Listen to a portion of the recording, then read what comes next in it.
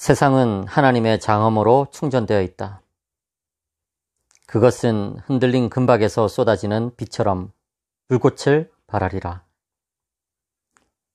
세대를 이어서 짓밟고 짓밟아 왔구나. 모두가 생업으로 시들었구나.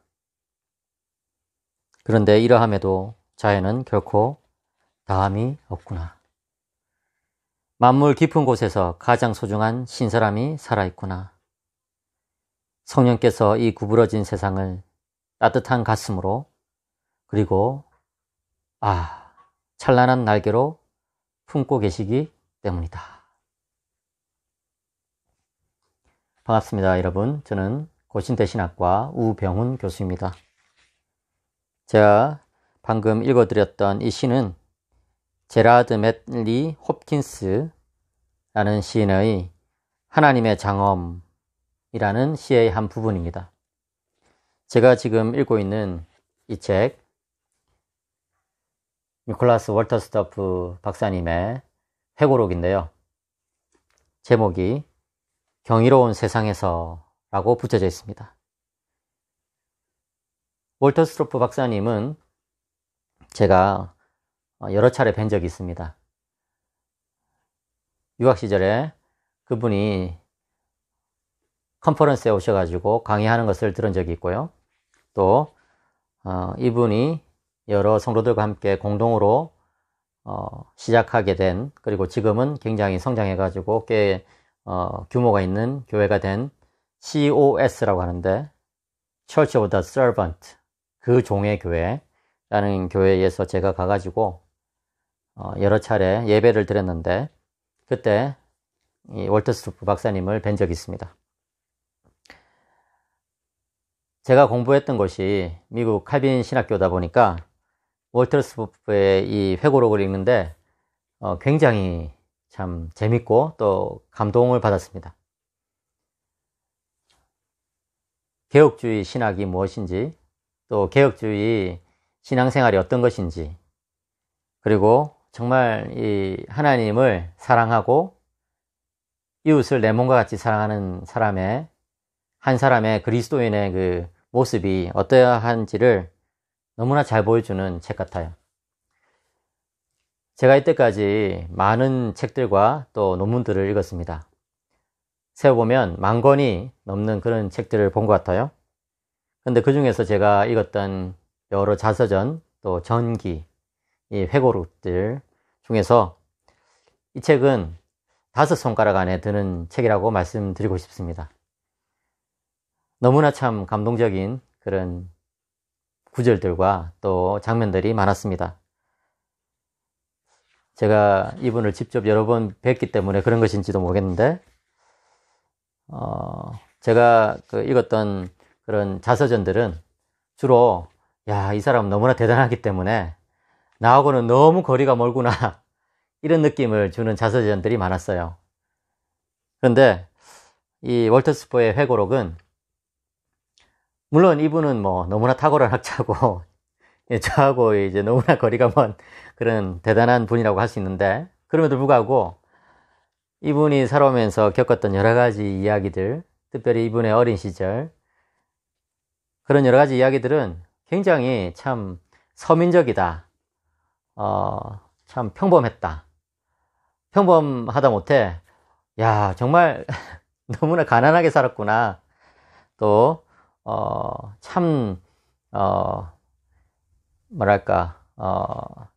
그렇게 대단하지 않은 그런 집안 출신이구나 하는 것들을 느낄 수 있었어요.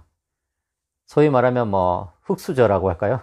그런 표현 저는 별로 좋아하진 않지만, 어쨌든 그런 출신이신데, 참 인생의 한 걸음 한 걸음을 하나님의 부르심에 따라서 살았더니 하나님께서 그의 인생을 너무나 멋지게, 참 여기 이 제목처럼 경이롭게 인도해 주셨다는 것을 알 수 있는 책이었어요. 저는 책 읽으면서 이렇게 거의 매 페이지마다 아주 줄을 열심히 쳐가면서 이제 또 읽었습니다. 노트 테이킹하고 옆에 때로 와 코미디다 이렇게 적어놓은 부분이 있었습니다. 한번 읽어드릴까요? 186쪽인데요. 철학자들을 비판하면서, 특별히 논리 실증주의자들을 비판하면서 바우스마라는 철학자가 들려준 이야기를 씌워놨는데 제가 읽어드리겠습니다. 어느 날 한 주부가 노크 소리를 듣고 나가보니 진공청소기 판매원이었다.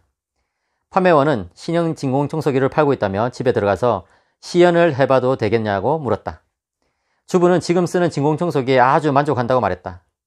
그러나 판매원은 완강했고 결국 주부는 그러라고 승낙했다. 판매원은 진공청소기의 플러그를 꽂고 전원을 켠 뒤 카페 뒤로 청소기를 밀었다. 주부가 말했다. 먼지를 빨아들이지 않잖아요. 판매원 왈. 부인, 이 청소기가 빨아들이지 못한다면 그건 먼지가 아닙니다. 여러분 진짜 웃기죠? 이게 왜 웃기냐면은 논리 실증주의라는 그런 철학 사조가 있거든요. 그 논리 실증주의는 그냥 간단하게 말하면 뭡니까? 어떤 것이 경험으로 검증 가능하지 않거나 또 이제 이런 학문적인 분석을 통해 가지고 참이나 거짓이 아니라면 그런 이야기는 무의미하다. 뭐 이런 이야기를 한 철학 사조예요.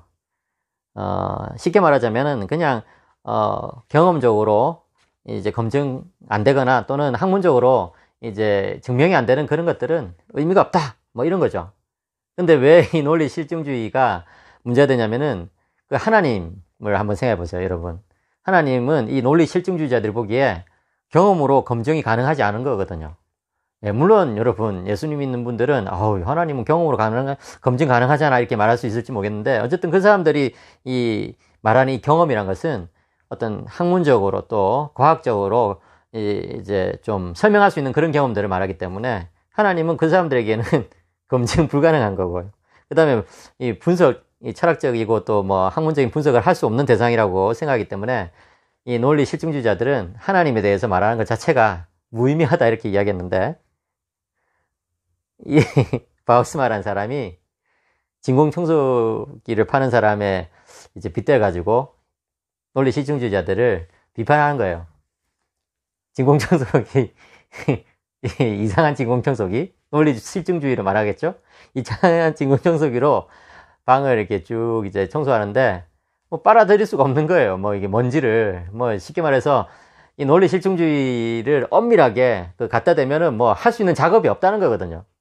그래서 이거는 뭐 진공청소기로 좋은 성능을 발휘하지 못하잖아요. 이러면서 이제 주부가 불평하니까 이 진공청소기를 판매하는 이 판매사원, 다시 말해서 논리 실증주의자는 부인, 이것이 빨아들이지 않는 것은 먼지가 아닙니다.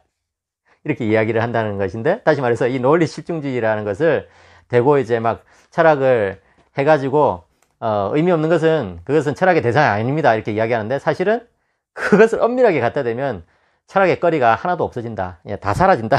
뭐 이렇게 이야기를 하는 거예요.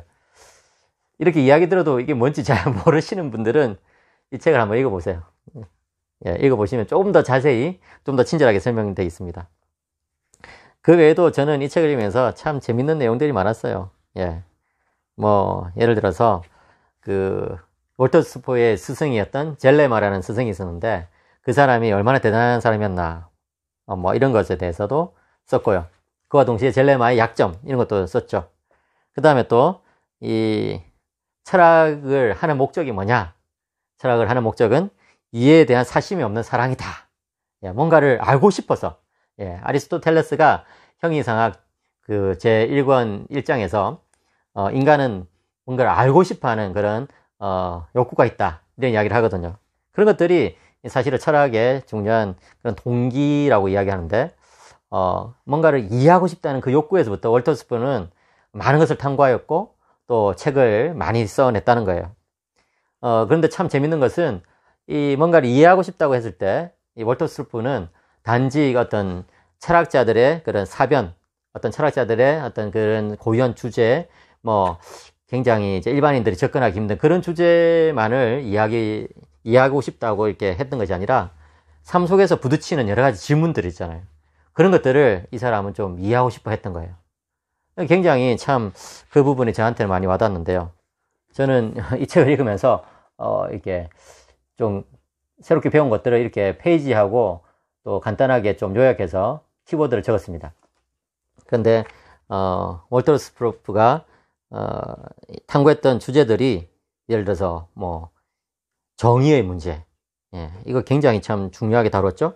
그래서 이 정의와 평화가 입맞출 때까지라는 이 유명한 책을 쓰지 않았습니까? 예, 이 책 굉장히 좋은 책입니다. 꼭 한번 읽어보시기 바랍니다. 물론 저는 뭐 여기서 이야기하는 내용에 다 동의하는 것은 아니지만 어쨌든 그것은 다음에 또 다루기로 하고, 예, 또 철학의 여러 주제들, 특별히 뭐 인식론이라든지 또는 그 언어 철학의 이런 문제, 그리고 또 이 계시가 어떻게 해서 가능한가, 뭐 이런 것들, 뭐 Divine Discourse 이런 책도 썼잖아요. 그 다음에 이제 예술에 대한 문제, 미학적인 문제, 뭐 그 다음에 이분이 이 예배에 대해서 굉장히 또 중요한 그런 기여들을 했거든요. 예. 그런 여러 가지 주제들이 이제 이해하고 싶어가지고, 그런 주제들을 이해하고 싶어가지고 철학적으로 탐구하고 책을 읽고 이렇게 글을 쓰고 책을 쓰고 이렇게 했는데, 근데 이런 여러 주제들이 대부분은 월터 스프가 이 삶에서 부딪힌 문제들이었어요. 예, 예를 들어서 이 개혁파 인식론 그런 주제가 있거든요. 그러니까 이 어떻게 해서 사람의 인식이 이루어지느냐 이렇게 했을 때 고전적인 그런 인식론자들은 뭐 토대주의나 정합주의 뭐 이런 것을 가지고 설명을 했단 말이죠. 그런 것들이 무엇인지는 이 책에 좀 설명이 되어 있습니다. 그런데 어쨌든 그런 어떤 그 이제 뭡니까 전제에 따르면은 인식이 이루어지는 데 있어서 이 어떤 신앙적인 어떤 영역의 인식 이런 것들에 대해서는 잘 설명을 못 해줬거든요. 근데 이 개혁파 인식론을 주창했던 그 월터 스프라든지 또 플랜팅가 뭐 이런 사람들 이런 분들은 인식이 이루어진다는 것은, 또 특별히 하나님에 대한 신에 대한 인식이 이루어진다는 것은 어떤 그 뭡니까 증명할 수 있는 그런 그 내용이 아니라 할지라도 충분히 사람들에게 설득력 있게 와닿을 수 있다는 거예요. 예, 예를 들어서 알빈 플란팅가 같은 경우는 다른 사람의 마음에 대한 그런 인식의 그런 방식과 신에 대한 인식의 방식이 인식론적으로 같은 배를 타고 있다 이런 주장을 한 적이 있거든요. 예, 그런 것들이 이제 개혁파 인식론에서 주장하는 거예요. 여러분 제 딸이 있는데요. 제 딸이 저를 사랑한다. 예, 이런 마음을 가지고 있다는 것을 저는 알아요. 예. 근데 어떻게 알 수 있을까요? 제가 제 딸의 마음을 볼 수 없잖아요. 보이지 않는 그 제 딸의 마음에 대한 그런 믿음이 있단 말이에요. 근데 그런 믿음이 허상일까요? 또 그런 믿음이 아무런 의미가 없을까요? 또 그런 믿음을 증명할 수 없다고 해가지고 그런 믿음을 말하는 것이 바보스러운 일일까요? 그게 아니죠. 예. 그렇지 않단 말이에요. 그런 것처럼 하나님은 보이지 않죠. 그렇지만 하나님께서 나에게 하신 일들, 또 하나님께서 다른 사람에게 하시고 계시는 일들, 그리고 또 역사 속에서 하나님에 대한 여러 증언들, 뭐 이런 것들을 이제 종합적으로 보면서 저는 하나님을 믿거든요. 하나님에 대해서 저는 신뢰를 가지고 있단 말이에요. 하나님 계시다고 그렇게 사람들 앞에서 고백할 수 있단 말이에요. 그런 것들이 의미가 없느냐 하면 의미가 있다는 거예요. 의미가 있다는 것이죠. 예. 그리고 그런 것들을 철학적으로도 얼마든지 이야기할 수 있고, 예, 학문의 세계에서도 이야기할 수 있다는 거예요. 정당하게. 예. 그런 것들을 이제 월터 스프도 이야기했는데, 그런 것들을 자기가 왜 이야기하게 됐느냐 했을 때 하버드에서 공부를 할 때 받았던 여러 가지 질문들, 예, 그런 것들을 한번 탐구해보고자, 이해해보고자 이렇게 계속해서 노력한 나머지 이제 그런 결론에 이르게 됐다는 것이죠. 그리고 또 예를 들어서 이분이 쓴 예술에 대한 책이 있거든요. 대표적으로 Art in Action이라고, 예, 여기죠. 제가 뭐 한글로 번역됐는데 저는 영어로 가지고 있습니다. Art in Action. 예. Art in Action이라는 이 책에는 말하자면은 소위 말하는 순수 미술, 순수 예술만 의미가 있고 뭡니까 좀 더 그 실용성이 있는 그런 예술들은 의미가 없는 것이냐? 그런 게 아니라는 거예요. 그런 게 아니라는 이제 주장을 하는 거거든요. 예. 근데 이 책 보니까 강려한 교수님이 선물하셨다고 적혀있네요. 예. 2010년 8월 31일 날 강려한 교수님께서 베이커 북하우스라고 그랜드 레피지에 있는 책방이 있는데 거기서 저한테 선물하셨다고 했는데, 예. 어쨌든 이 책에는 그런 내용이 담겨 있어요. 그러니까 소위 말하는 순수 예술만 그런 미학적 가치가 있는 것이 아니라 실용 예술도 얼마든지 미학적인 가치가 있다. 예를 들어서 발레리나가 말이에요. 이제 공연을 위해서 이렇게 발레를 하는 것, 그것도 아름답고 참 가치 있는 일이죠. 그렇지만 그 발레리나가 교회에서 하나님을 찬양하기 위해서, 하나님 높이기 위해서 교회에서 이제 발레를 할 때 그것은 의미가 없는 것이냐? 그 의미가 있다는 거예요. 예. 우리가 부르는 노래가 예를 들어서 성악가가 굉장히 멋지게 이제 노래를 부르는데 그런 노래가 참 아름답고 좋잖아요, 그죠? 그런데 그 사람이 노동요를 부른다고 했을 때, 예? 그게 의미가 없느냐? 의미가 있다는 것이죠. 예. 그러니까 소위 말하는 어떤 순수 예술과 어떤 실용 예술 이런 차이에 대해서 너무 그런 식으로 나눠서 안 된다 이런 것들을 주장한 건데 그런 것도 역시 이 월터 스포의 개인적인 그런 어떤 그 경험 속에서 나온 그런 생각이라고 할 수 있습니다. 왜냐하면 이 월터 스포의 아버지는 이 목공을 이제 하시는 분이셨거든요. 또 이 월터 스포 자신도 목공이 굉장히 능한 사람입니다.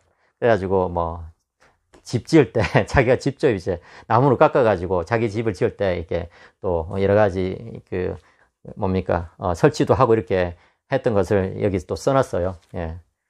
참 뭐 독특한 분이죠. 예. 세계적인 철학자인데 기독교 철학자인데 그 이렇게 뭐 대패질을 하고 예? 예, 뭡니까 나무를 자르고 뭐 이렇게 일을 한다는 거예요. 그런데 그런 어떤 자신의 경험 속에서 예술에 대한 그런 새로운 시각을 갖게 됐다는 것이죠. 물론 이제 그런 아트 인 액션에서 주장했던 바를 나중에는 조금 또 변경해서 주장하기도 합니다. 그런 것들 이 책을 한번 읽어보시기 바랍니다. 그리고 또 예배도 마찬가지예요. 예.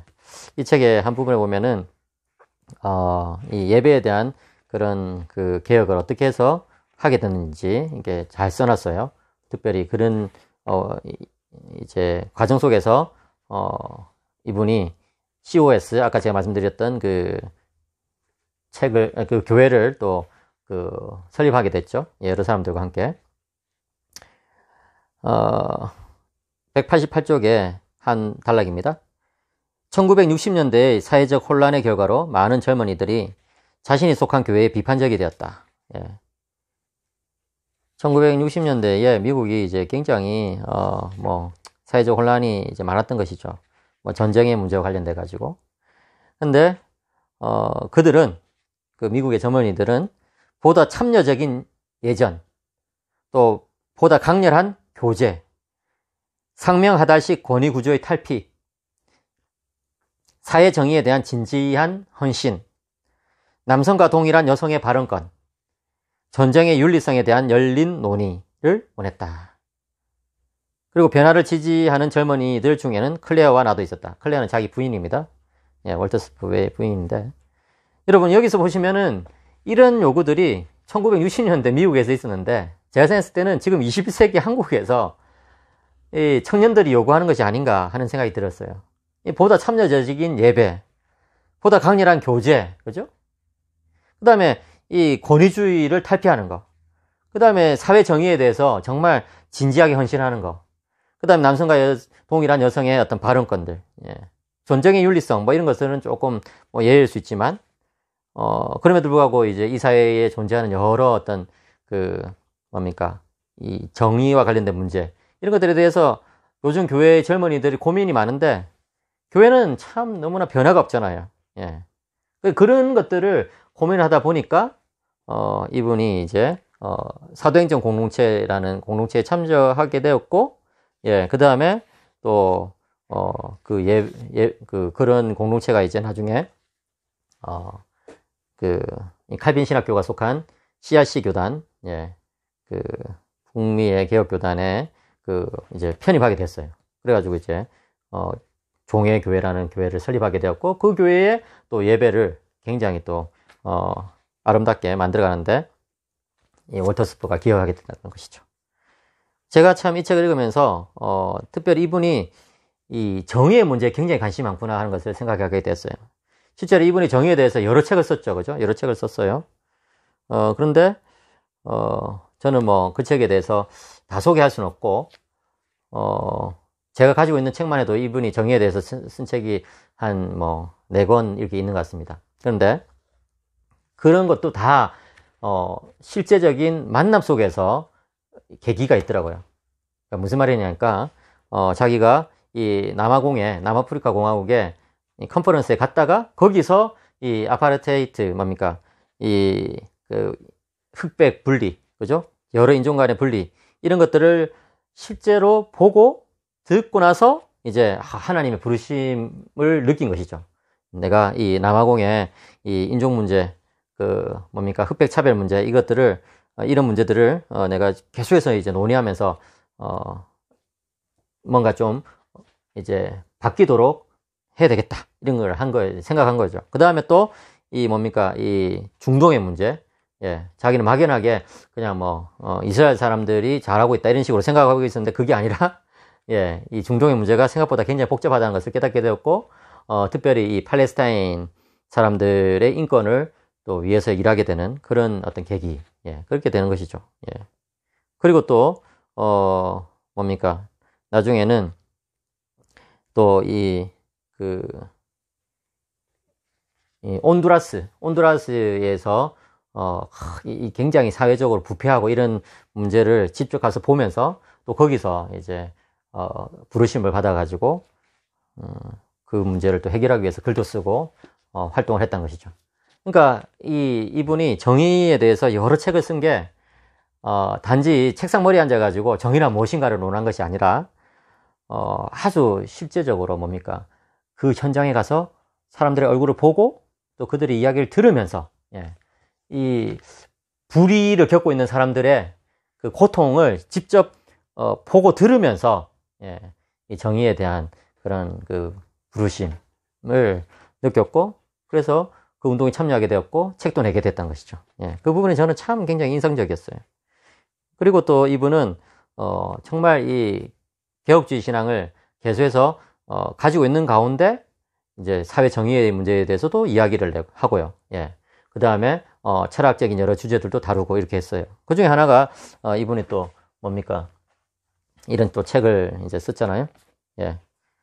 Reason Within the Bounds of Religion이라고, 이 종교의 한계 내에 있는 이성이라는 책을 또 썼는데요. 이 칸트가 쓴 이성의 한계 내의 종교라는 이 책을 뒤집는 책이에요. 예, 이 책을 그냥 뒤집어 버린 것이죠, 이렇게. 어쨌든. 근데, 참, 이 책도 굉장히 재밌는 책입니다. 이 책도 강량한 교수님 저한테 선물해 주셨네요. 2010년 8월 31일. 예, Art in Action, 이 책하고 같은 날이네요. 예. 같은 날, 강 교수님께서 저한테 책을 2권이나 선물해 주셨습니다. 이 자리를 빌어서, 감사의 말씀을 다시 드리고 싶습니다. 이것도 역시, 뭡니까? 이 인간이 가지고 있는 이런 세계관이 철학을 작업을 하는 데 있어서 계속해서 영향을 미친다는 거예요. 예. 그런 것들을 이 사람이 어디서부터 배웠느냐 했을 때, 자기는 개혁파 전통에서부터 배웠다고 이야기를 한 거예요. 예. 뭡니까? 개혁파 신조들로부터 또, 아브라함 카이퍼로부터 그런 것들을 배웠다는 것이죠. 예. 참, 그런 것들 보면은, 정말, 이, 참된 신앙인으로서, 그리고 또, 개혁주의자로서, 그렇게, 하나님께서 자신을 부르신 그 부름에 충실하게 응답하면서 살아갔던 한 사람이었구나 하는 것을 볼 수 있는 것이죠. 그 외에도 참, 이야기하고 싶은 게 너무 많아요. 근데 이제 마지막으로 딱 한 가지만 더 이야기한다면은, 아들의 죽음이죠. 예. 에릭이라는 아들이 있었는데, 참 굉장히 탁월했고, 예일대에서 박사과정을 하고 있는 그런 사람이었는데, 이 산을 타다가, 예, 등산 가가지고 산을 타다가 세상을 떠난 거예요. 참 너무 가슴이 아픈 이야기죠. 7장에 보면은 그 이야기를 써놨습니다. 1983년 6월 12일 주일 오후에 이제 독일에서부터 온 전화를 받게 되는 거예요. 그러니까 이제 아들이 독일에 가서 이제 있었고, 거기서 이제 어떤 산을 타다가 이제 세상을 떠난 것이죠. 예. 오스트리아로 가가지고 거기서 이제 독일에서 전화가 와서 이렇게 대화가 이어집니다. 월터 스토프신가요? 집주인이 수화기 너머에서 물었다. 네. 에릭의 아버지 되십니까? 네. 월터 스토프 씨, 안 좋은 소식을 전하게 되었습니다. 네. 에릭이 등산을 하다가 사고를 당했습니다. 네. 아주 심각한 사고입니다. 네. 월터 스토프 씨, 말씀드리지 않을 수가 없군요. 에릭이 죽었습니다. 월터 스토프 씨, 듣고 계십니까? 곧장 이리로 와주셔야겠습니다. 월터 스토프 씨, 에릭이 죽었습니다.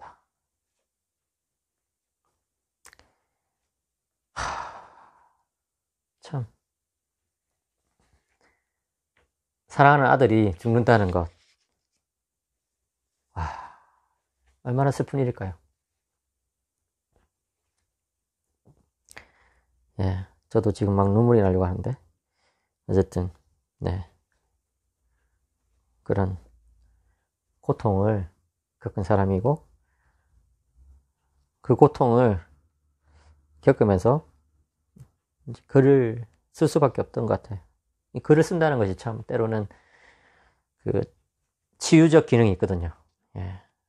뭐 책을 내려고 글을 쓴 건 아니고 고통을 그냥 어떻게 표출할 수 있는 방법이 없으니까 글을 썼던 것이죠. 예.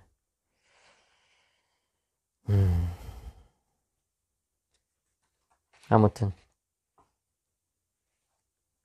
글을 통해 가지고 이 월터 스토프는 하나님은 고통받는 분이시다. 뭐 이런 이해에 도달하게 됩니다. 우리와 함께 고통받는 분이시다. 물론 그것 때문에 철학자들 사이에서 굉장히 많은 또 토론이 있었고 신학자들은 뭐 그런 것에 대해서 또 반대하는 뭐 글도 썼죠. 그런데 월터 스토프는 자신의 이 경험을 통해 가지고 하나님에 대한 생각이 바뀌게 됐다. 뭐 이런 이야기를 하고 있습니다. 그런데 참 놀랍게도 이 책의 이제 마지막 부분에 보시면은 자신의 이 책을 가지고 교도소에서 강의를 한 것에 대해서 적고 있습니다. 예. 2016년 봄에 여러분 이 칼빈 신학교와 칼빈 칼리지는요. 칼빈 지금 이제 유니버시티죠. 칼빈 유니버시티는요. 캠퍼스를 이제 그랜드 레피즈라는 도시에 가지고 있는데 따로 하나 더 만들었어요. 근데 어디에 만들었냐면은 교도소 안에 만들었습니다. 예. 그랜드 레피즈라는 도시에서 40km 정도 떨어진 그 핸드론 주립 남자 교도소 그 안에 제2 캠퍼스를 하나 만든 것이죠. 이 캠퍼스를 만드는데 굉장히 주도적으로 일했던 분이 존 라트만이라고 제가 이제 그분에게 또 뭐 설교학이라든지 또 초대 이단들에 대해서 뭐 이렇게 강의를 들은 적이 있는데 라트만 교수님하고 저하고 굉장히 친합니다. 그래서 이제 존이라고 이름도 부르고 그 아내분도 친해가지고 메릴린 이렇게 이름을 부르는데 어쨌든 이제 그분을 비롯해가지고 여러분들이 이것을 만들어가지고 여러 과목들을 거기에서 이제 하는 거예요. 이 죄수들을 대상으로 해가지고 예. 그러니까 이제 미시간주 전역에 있는 죄수들이 이 프로그램에 지원할 수 있어요. 그래가지고 매년 20명이 입학허가를 받아요. 그래가지고 과목을 들으면은 공식적으로 학사 학위를 받을 수 있는 것이죠. 예, 참 놀라운 프로그램이죠, 그죠? 놀라운 프로그램이에요.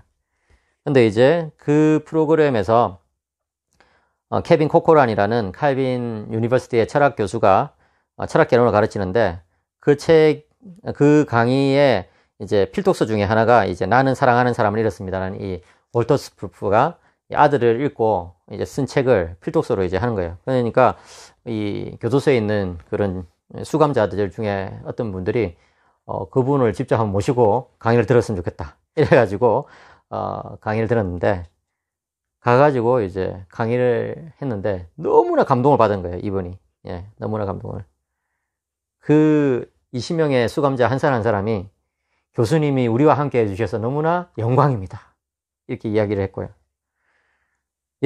교수님이 이 자리까지 와주신 것이 내가 무가치한 쓰레기가 아니라는 것을 선언해주는 사건으로 이제 받아들였던 것이죠. 예, 참 이 20명 중에 17명이 종신수였습니다. 종신수. 죽을 때까지 교도소에 있어야 되는 것이죠. 참. 그런데, 이런 그 슬픔에 대한 책을 읽으면서 이분들이, 이 20명의 수감자는, 자신이 얼마나, 본인의 삶과 또 다른 사람들의 삶을 파멸시켰던가 하는 그런 어떤 이제 각성을 다시금 하게 되고, 그런 슬픔을 느끼면서 또 그런 슬픔에 대한 위로를 받으면서 이 책을 읽었던 것이죠. 굉장히 독특하죠, 그죠? 여러분, 이 월터 스프가 이 책을 쓴 것은 나는 사랑하는 사람을 이렇습니다라는 그 책을 쓴 것은 우리말로도 번역되어 있습니다. 그런데 그 책을 쓴 것은 자기의 슬픔을 이제 표현하는 하나의 방법으로서, 아들을 잃은 자기의 슬픔을 표현하는 하나의 방법으로서 그 책을 쓴 거예요. 근데 그 책을 이 수감자들이, 교도소 수감자들이 읽으면서 자신의 슬픔을 이제 그 책에서 표현하는 방법을 배우고 또 위로를 받고 이렇게 한 것이죠. 그러면서 이분은 그날 나는 학생이었고 그들이 교사였다 이렇게 이야기하고 이제 책에 하나씩 사인을 해주면서 눈물을 흘리고 말았다는 거예요. 참. 그런 거 보면서 이분이 참, 월터 스프 이분이 참 순수한 분이시구나 하는 것을 또 느끼게 되었습니다. 그러면서 이분이 마지막으로 여러분을 만난 제가 영광이었습니다 라고 그 수감자들에게 말해 주었다는 것입니다. 저는 이 책을 보면서 참 많은 깨달음을 얻었는데, 다른 것보다도 너무나 겸손한 분이다. 너무나 겸손한 분이다. 이런 생각이 들었어요. 이분은요, 어떻게 보면 시골에서 자란 시골뜨기였어요. 근데 세계적인 그런 학자가 되었죠. 그랬는데, 그런 모든 것에 대해서 자기는 뭐라고 말하냐면은, 감사를 느낀다. 예, 감사를 느낀다. 그러니까 이 모든 것들이 나에게 참 때에 맞게 주어진 것에 대해서 나는 감사를 느낀다. 근데 이 깊은 감사가 때로는 불편하다. 많은 이들의 삶에 기쁨이 거의 없음을 아는 까닭이다. 어떤 이들에게 삶은 지옥이다. 그들이 울고 있는데 내가 어떻게 노래할 수 있을까? 그들이 울고 있는 한복판에서 감사의 노래를 부를 것이 아니라 그들이 울고 있는 한복판에서 그들의 울음에 동참해야 하지 않을까? 그런 상황에서 감사 노래는 부적절하고 부당하게 느껴진다. 그러나 나는 감사를 청한 적이 없다. 감사는 부르지 않아도 찾아온다. 나는 은혜를 받았다. 예. 나는 다만 은혜를 받았을 뿐이다. 라고 하나님께 이제 모든 영광을 돌리면서 이 책이 끝나고 있습니다. 여러분, 참, 이 코로나로 인해가지고, 많은 분들이 힘들어하는 그런 시기를 보내고 있을 거라고 생각합니다. 물론 그렇지 않은 분들도 있겠죠. 예, 코로나 때문에 오히려 돈을 더 많이 벌게 됐다든지 또 좋은 일이 더 많이 생겼다 이렇게 하는 분들도 있을 텐데 아마도 많은 분들은 힘들어 할 것 같아요. 근데 저는 이 책을 읽으면서 많은 위로를 받게 되었고 인생의 의미를 다시 한번 생각하게 되었습니다. 그리고 인생은 정말 사소한 것들에 감사할 부분이 많구나. 일상 속에서 참 감사한 부분이 많구나 하는 것을 다시금 느끼게 되었습니다. 이 책의 한 부분에 보면은 이분이 또 의자 모으는 취미가 있습니다. 예술작품 모으는 취미가 있는데 의자 모으는 취미가 있는데 이제 여러 의자를 모으는데 그 중에 이제 덴마크에 유명한 그 의자 디자이너가 있어요. 그 사람의 이제 의자를 모으는데 그 사람의 의자는 소박한 행위를 기품 있게 만드는 그런 능력이 있는 그런 작품들을 만들어낸다. 예. 이제 한스 베이너라는 사람인데요. 예, 우리말로는 베이너라고 번역하지 않고 베그너 이런 식으로 번역이 돼 있는 것 같아요. 예, 이 사람의 의자를 팔긴 팔더라고요. 그런데 수십만 원씩 하더라고요. 예. 그러니까 베이너의 의자들은 자리에 앉는 소박한 행위를 기품 있게 만든다. 예. 참 멋진 말이죠. 평범한 것을 위험 있게 만들고 아름다움과 편안함을 연결시킨다. 그것들을 바라보는 것은 기쁘고 거기 앉는 것은 즐겁다. 예. 그러니까 여러분 이 소박한 아름다움 그리고 평범한 것이 가지고 있는 기품 네, 멋스러움, 이런 것들을 이 책을 읽으면서 저는 많이 느꼈습니다. 그래서 여러분들도 이 책을 한번 꼭 읽어보시기 바랍니다. 설명이 너무나 길어졌는데 그래도 정말 여러분 이 책을 꼭 한번 읽어보시기를 간곡히 부탁 혹은 권면해 드립니다. 멋진 분이에요. 제가 이분과 사진 찍은 것을 동영상 제일 마지막에 여러분들에게 보여드리겠습니다. 감사합니다.